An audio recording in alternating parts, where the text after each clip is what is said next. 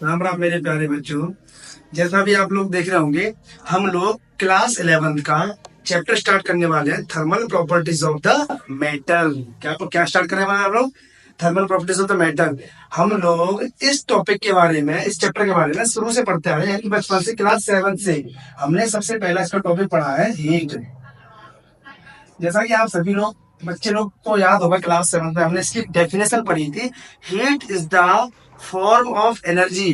Like कि heat जो होता है एक फॉर्म होता है एनर्जी का। अभी हम इसे एक्चुअल में समझेंगे कैसे होता है, ठीक है। मैं यहाँ पर डेफिनेशन लिख देता हूँ इसकी। It is the form of,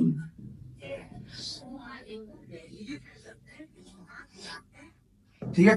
अभी एक्चुअल में कैसे पता करें हम लोग कि ये जो एनर्जी का फॉर्म कैसे होता है, ठीक है। अभी हम लोग ये जानते हैं कि एनर्जी का फॉर्म हीट होता है। हीट जो है एनर्जी का फॉर्म होता है। अभी हम लोग ये बताओ कि अगर मैं वर्क, मतलब इसका ऐसा यूनिट क्या होता है? SI unit of heat is equal two joule. हम लोगों ने पढ़ा है क्लास 7 में, ठीक है। और जो वर्क है इसका भी ऐसा यूनिट क्या होता है हमारा, जूल। इन दोनों में कुछ सिमिलरिटी है। हाँ देखो, गौर से देखो, इन दोनों में कुछ सिमिलरिटी है। जैसे हम किसी भी ऑब्जेक्ट को अगर पुश करते हैं तो उसमें एक एनर्जी जनरेट हो जाती है। It is the mechanical way of transform of energy, ठीक है। तो और सेम किसी भी ऑब्जेक्ट, लाइक ये एक ऑब्जेक्ट है, इसके मॉलिक्यूल है, यानी कि ये एक ऑब्जेक्ट है, ये इसके क्या है, मॉलिक्यूल है, ठीक है। अभी हम लोगों ने इसे हीट प्रोवाइड करी, हीट प्रोवाइड करेंगे, इनके अंदर एक एनर्जी जनरेट हो जाएगी। क्या हो जाएगी? इन मॉलिक्यूल के अंदर एक एनर्जी जनरेट हो जाएगी और ये वाइब्रेट करना स्टार्ट कर देंगे, ठीक है। दैट अभी डेफिनेशन हमारी क्या बन के आ रही है? हम अगर किसी भी मेटल को हम हीट प्रोवाइड करते हैं तो हम उनकी उसके अंदर एक एनर्जी जनरेट हो जाती है। तो डेफिनेशन हमारी क्या निकल के आएगी? Heat is heat is the way of transform of energy। अभी डेफिनेशन समझ में आया तुमको? Heat is a way of transform of energy, यानी कि किसी भी ऑब्जेक्ट में अगर एनर्जी जनरेट करनी हो तो हम उसे हीट प्रोवाइड करेंगे। It is a non mechanical वे, यानी इसमें हम लोग कोई वर्क नहीं करेंगे, ये हमारा नॉन मैकेनिकल वे है, ठीक है। और वर्क क्या होता है हमारा? मैकेनिकल वे। सब लोगों ने तो पढ़ना कहा ना।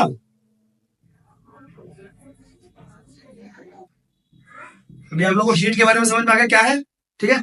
अब हम लोग इसी डेफिनेशन से एक और चीज समझते हैं, टेम्परेचर क्या होता है।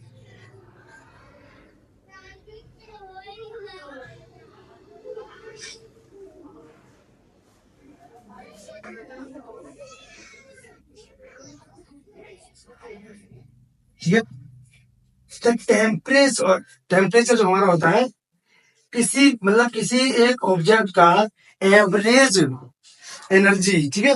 Average energy of each molecule, यानी इन जितने भी ये हमारे मॉलिक्यूल है, इनकी जो एवरेज एनर्जी है, इट इज कॉल्ड टेम्परेचर, ठीक है।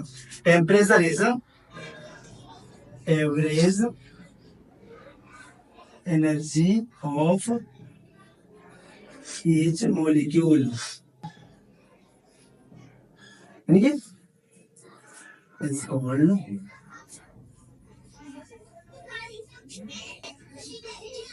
ठीक है।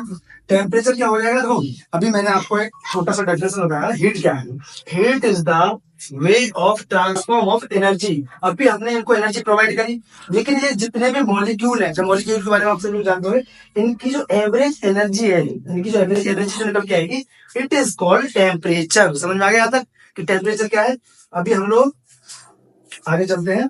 यहाँ तक सब लोग सब लोग बता लिख लेंगे, मैं रफ कर देता हूँ।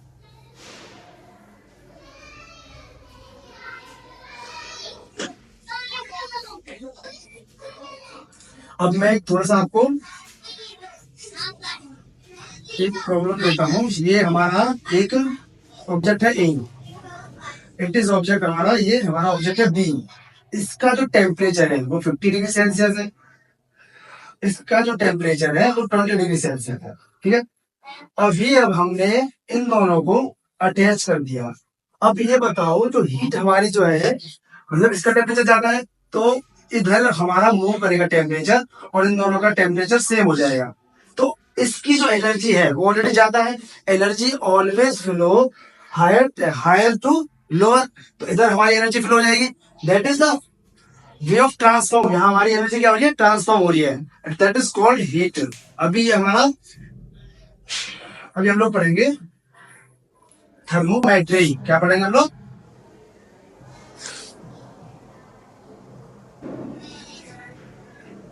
Thermometry is called the measurement of temperature. अभी मैंने जस्ट आप लोगों को बताया कि average energy of each molecule is called temperature, लेकिन हम उसे मेजर कैसे करते हैं, ये स्केल्स पे होती है।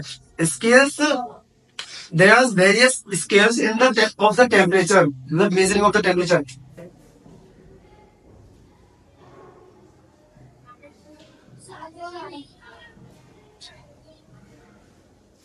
ठीक है, measure of temperature is called thermometry. अभी थर्मोमीटर, जैसे कि अब लोग हम लोग कितने मीटर पढ़ते हैं हम लोग, डिग्री सेल्सियस, डिग्री फ़ारेनहाइट, ठीक है। और हमारा होता है केल्विन स्केल, ये हमारे स्केल होते हैं, ठीक है। अभी हम लोग ये बताओ, ये हमारे स्केल दे रखे हैं हमें, ठीक है। इन स्केल्स का एक, जैसे वाटर, वाटर वाटर का, वाटर जब आइस बन जाता है वो हमारा टेम्परेचर होता है 0 डिग्री सेल्सियस, ठीक है। और boiling point of the ice, boiling point of the water is called, हमारा आता है 100 डिग्री सेल्सियस, ठीक है। हम लोग यहाँ इसे ऐसे, ठीक है, हम लोग इसे पॉइंट मान लेते हैं कि हमारा वाटर जो होता है, हमारा व्हाइट वाटर जो आइस बनता है वो 0 डिग्री सेल्सियस बनता है, and boiling point of the water is 100 degree Celsius. इसी तरीके से हम लोग इसे सॉरी, ये हमारा 32 फ़ारेनहाइट होता है और यहाँ हमारा 212 फ़ारेनहाइट होता है, ठीक है। केल्विन स्केल में हमारा यहाँ पे 273.15 केल्विन पे होता है एंड 373.15 केल्विन पे हमारा वाटर बॉयल होता है। इस पॉइंट को लेकर के हम लोग अभी हम मेजर करते हैं टेम्परेचर का, ठीक है। अभी हम लोग इसका फॉर्मूला ड्राइव करेंगे, ठीक है। यहाँ तक आप लोगों को समझ में आ गया कि हम लोग कहाँ से किस पॉइंट को लेते हैं। अच्छा ठीक है, मैं भी आपको एक छोटा सा ग्राफ बना के दिखाता हूँ। पहले से रफ कर लेते हैं, ग्राफ तभी बन पाएगा, ठीक है। अभी मैंने आप लोगों को बोला था ग्राफ बनाते हैं, ठीक है। ये हम लोग बनाते हैं सेल्सियस, ठीक है, एंड फ़ारेनहाइट वर्सेस ग्राफ बनाते हैं। ये क्या है हमारा, सेल्सियस वर्सेस फ़ारेनहाइट ग्राफ बनाते हैं। अभी मैंने आप लोगों को बोला था कि 0 डिग्री से लेके 100 डिग्री सेल्सियस तक हमारा टेम्परेचर हमने मेजर किया 1 मीटर पे, ठीक है। और जो फ़ारेनहाइट का जो, ये हम लोग तरीके से ग्राफ बनाते हैं, यहां से लेकर के हमारा 212 फ़ारेनहाइट एंड 100 डिग्री सेल्सियस, ठीक है। अभी हमारा फ़ारेनहाइट कहाँ से स्टार्ट होता है, चलो मान लो यहाँ पे 32 फ़ारेनहाइट से ये हमारा 212 फ़ारेनहाइट है, ठीक है। अभी ये ग्राफ हमारा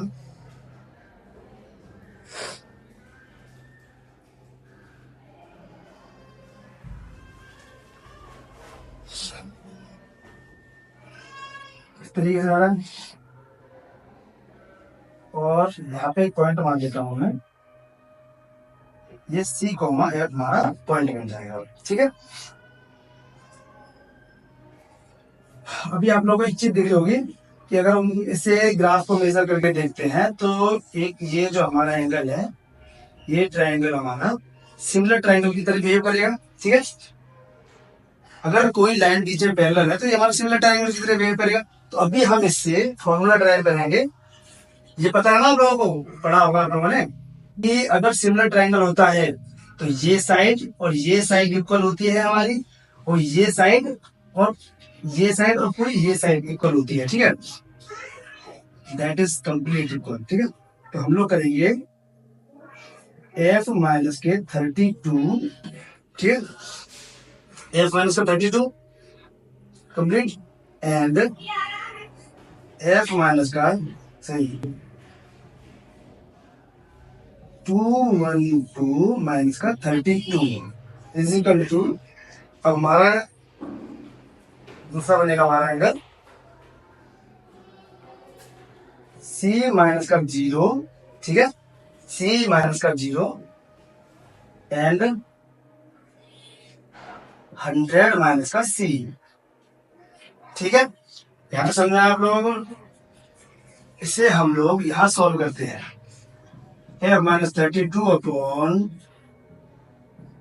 माइनस 32 फॉरनेट। ठीक है, अब यहाँ हमारा रहेगा f minus 32 upon 180 is equal to, यहाँ तो हमारा रहेगा c अपॉन 100, तो c अपॉन 100 आ जाएगा तुम्हारा यहाँ पे। अब देखो ये तुम्हारा 9 टाइम्स कटेगा और ये तुम्हारा 5 टाइम्स आएगा। ठीक है, तो तुम्हारी इक्वेशन बन के आ गई c upon 5 is equal to f minus 32 upon 9। जो तुम लोगों ने इक्वेशन पहले से पढ़ रखी होगी, that is the relation of degree celsius and the Fahrenheit, that is called relation of degree celsius and fahrenheit. ठीक है, फॉर्मूला तुम्हारा यहाँ पे ड्राइव करके आ चुका है। अभी ये चीज क्लियर हो गई। अब हम इसके बेस पे कुछ क्वेश्चंस करते हैं। ठीक है, अब मैं तुम्हें यही सिखा देता हूँ कि केल्विन को कैसे चेंज करते हैं। Okay,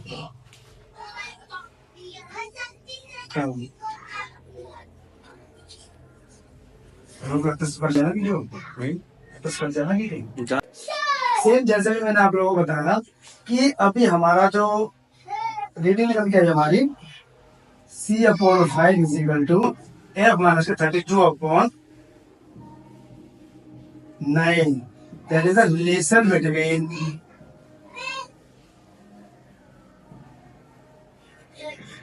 between degree celsius and fahrenheit. ठीक है, अभी हम लोगों को सेम, मतलब अभी क्या करना है, वो सेम डिग्री सेल्सियस और केल्विन में रिलेशन बताना है। ठीक है, तो जैसे मैंने फॉर्मूला ड्राइव करके दिखाया,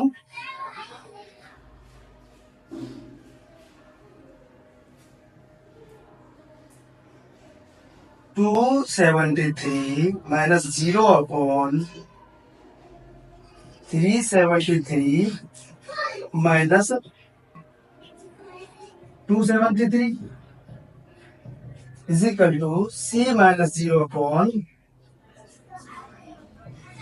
100 माइनस 0। ठीक है, अभी यहाँ तुम लोग देखोगे 273, ठीक है, 273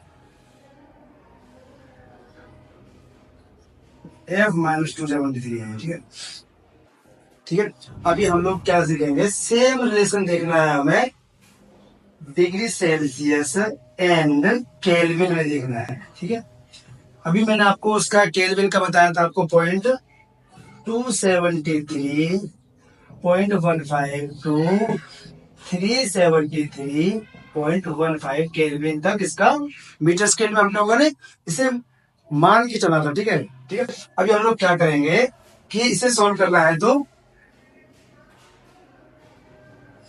केल्विन माइनस के 273 अपॉन 373 माइनस का 273। ठीक है, अभी हम लोग जस्ट सेम प्रोसेस को फॉलो करेंगे, c माइनस के 0 अपॉन 100 माइनस 0। ठीक है, तो ये तुम्हारा 100 हो जाएगा complete, 100 is equal to c minus के 0 अपॉन 100, 100 से 100 कैंसिल हो जाएगा तुम्हारा। ठीक है, अभी हमारा केल्विन निकल के आया c प्लस का 273, that is relation between degree celsius and kelvin. Okay, ठीक है, अभी हम लोगों ने 3 टाइप के लेसन देख लिया। अब इनकी हम क्वेश्चन सॉल्व करेंगे जो हमें मेनली देखने को मिलते हैं जेई के एग्जाम में, नीट के एग्जाम में, कि टेम्परेचर को स्केल डिग्री सेल्सियस स्केल से फारेनहाइट स्केल में कैसे चेंज करना है, एंड केल्विन केल्विन को डिग्री सेल्सियस में कैसे चेंज करना है। अभी तुम्हें ये तीनों रिलेशन देखने को यहाँ मिल चुके हैं, ठीक है। और हमारा एक और रिलेशन होता है, तो मैं इसे यहाँ लिख देता हूँ, kelvin is equal to C plus के 273। क्लियर? ओके। अभी हमारा एक और स्केल होता है ह्यूमर्स स्केल, जिसे हम लोग बोलते हैं ह्यूमर्स स्केल। इसमें हम लोग इसे लिखते हैं 0 to 80 डिग्री ह्यूमर्स। क्या लिखते हैं? 80 डिग्री ह्यूमर। अभी स्केल को सेम तुम ऐसे ही, अभी फॉर्मूला मैंने तुम्हें ड्राइव करके दिया था, तो ये हमारा फॉर्मूला बन के आ जाएगा तुम्हारा, ठीक है। ह्यूमर्स स्केल में क्या होता है, सेम अभी हमने जैसे फॉर्मूला हमारा था R माइनस के 0 एंड 80 माइनस का 0 is equal to C minus 0 upon 100 minus का 0, ठीक है। अभी तुम्हारा इक्वेशन यहाँ बन के आ जाएगा तुम्हारा R upon 80 is equal to C upon 100, 4 times and 5 times. That is 5R is equal to 4C. ये तुम्हारे सभी स्केल्स का रिलेशन आ चुका है। ये हमारा क्या है? ल्यूमर्स स्केल, ठीक है। अभी यहाँ तक सभी लोग नोट्स कर लेंगे, क्योंकि हम लोग क्वेश्चंस करेंगे इनके बेस पे, जो मैंने फॉर्मूला ड्राइव कराया है इनके बेस पे हम लोग सभी क्वेश्चंस करेंगे। Okay.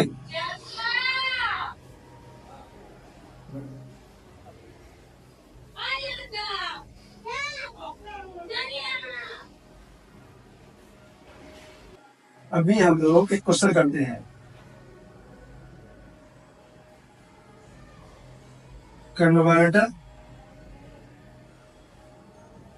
27 degree Celsius into Fahrenheit, ठीक है। इसे हम फ़ारेनहाइट में कैसे कन्वर्ट करेंगे? अभी जस्ट मैंने आप लोगों को एक फॉर्मूला बताया था, C upon 5 is equal to F minus 32 upon 9। C तुम्हारा क्या दिया हुआ है? 27, ठीक है। क्या दिया हुआ है? 27 डिग्री सेल्सियस दिया हुआ है, upon 5 is equal to F minus 32 upon 9।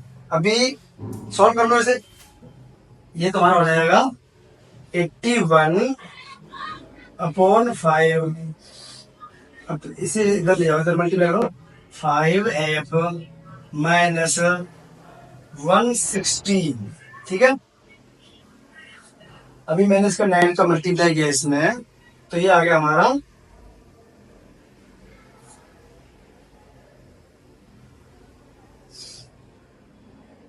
ठीक है 243 आ चुका है।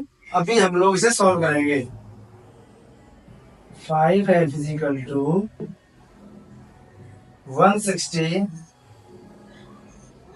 प्लस 243, तो ये हमारा कितना हो क्या आएगा?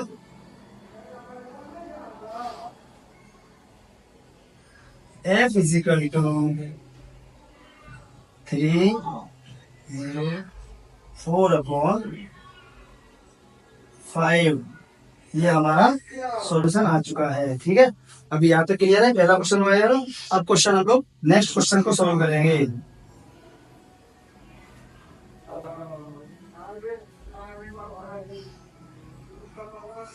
क्वेश्चन नंबर 2, ठीक है। अभी क्वेश्चन नंबर 2 में ह्यूमर स्केल्स के बारे में हम लोग ह्यूमर स्केल्स हम लोग निकाल लेंगे, ठीक है।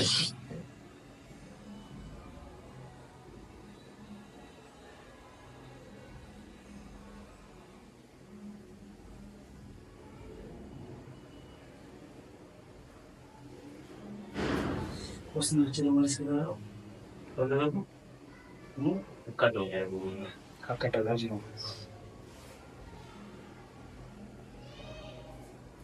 Convert 20 degree Celsius in humour scale, ठीक है। ठीक है। अभी जस्ट मैंने आपको एक फॉर्मूला लिखवाया था, 5R is equal to 4C, ठीक है, 5R is equal to 4C। तो तुम्हें यहाँ पे C की वैल्यू दी हुई है, ठीक है। अभी 5R is equal to 4 into 20 degree celsius. अभी R इज इक्वल टू तुम्हें निकालना है 4 इंटू 20/5, दैट इज 16 ल्यूमर। क्या होगा? R is equal to 16 Reaumur. क्या? R is equal to 16 Reaumur. और बच्चों बताओ, ये समझ में आ रहा है क्वेश्चन? ठीक है। अभी मैंने तुम्हें सारे फॉर्मूले लिखवाए थे, एक भी क्वेश्चन ऐसा नहीं है जो फॉर्मूले से नहीं आ रहा है। फॉर्मूला तो मैं ड्राइव करके दिखाया, ठीक है। अभी जस्ट मैं बताया था, हमारा फॉर्मूला निकल के आया था 5R is equal to 4 coulomb, sorry 4 degree celsius, ठीक है। सॉल्व करके आ गया हमारा आंसर, ओके। अभी हम लोग नेक्स्ट क्वेश्चन को करेंगे। देखो, हमारा डिग्री सेल्सियस से फ़ारेनहाइट में कन्वर्ट हो चुका है, ल्यूमर में कन्वर्ट हो चुका है। अभी हम लोग करेंगे डिग्री सेल्सियस टू, लाइक मैं ले लेता हूं 30 degree Celsius convert into kelvin. किसमें करना है? केल्विन। अच्छा, मैं आप लोगों को जस्ट बताना था कि kelvin is equal to C plus का 273, ठीक है। बता चुका हूँ आप लोगों को। देखो, अभी इसमें थोड़ा सा भी डाउट नहीं होना चाहिए कि हमें डिग्री सेल्सियस की वैल्यू, डिग्री सेल्सियस की वैल्यू रखी हमें केल्विन हमें निकालना है। तो 30 प्लस की 273, दैट इज